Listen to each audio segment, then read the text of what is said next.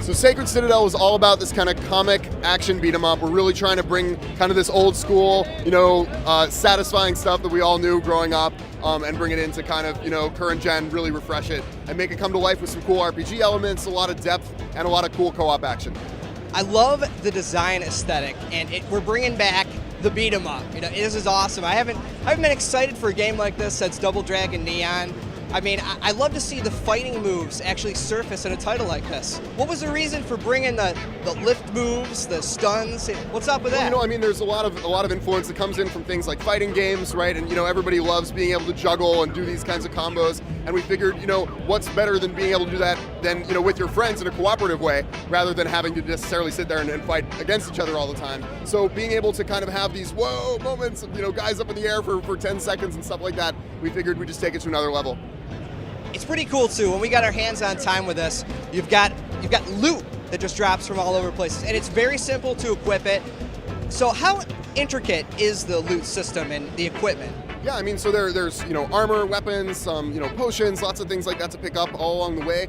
Each character class has their own strengths and their own kinds of special weapons that they'll be able to find. So yeah, it's really it goes quite a way to being able to make your own customized character. And you have some clear Golden Axe influences. You're talking about the mounts and such. So how deep does this go? Well, you always have to walk this line between being too much of an homage and being, too far out in front and trying to be, really crazy and stuff like that. So of course, we've got a lot of little nods to, everything from Golden Axe to Altered Beast, Turtles in Time, all these kinds of classic side scrollers. But of course, we wanted to, freshen up, and that's part of where this sort of comic style comes in. That's something that, this, as you mentioned before, this kind of bright, crazy aesthetic, really adds a little bit of a new dimension to it.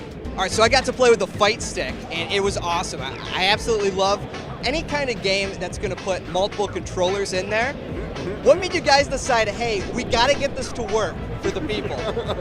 Well, I think the thing is just that, when you're really bringing it back for people, and you're bringing up all this, these memories and nostalgia for people, a fight stick is just it's not even a question. It had to be done. So but I think it's also a kind of about maybe the bragging rights and multiplayer. We're hoping this is something that'll have the longevity for people to be playing together with their friends. So why not be able to be the guy who comes in with your awesome limited edition fight stick? It's cool. So speaking of your friends, how many people can you actually play with at Sacred Citadel? Yeah, so we've got 3-player co-op, and that's local online.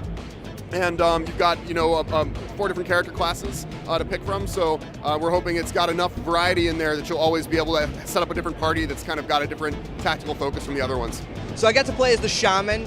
What other classes are there? So we've got the shaman, we've got the warrior, the ranger, and then we've got something special that people haven't seen quite yet.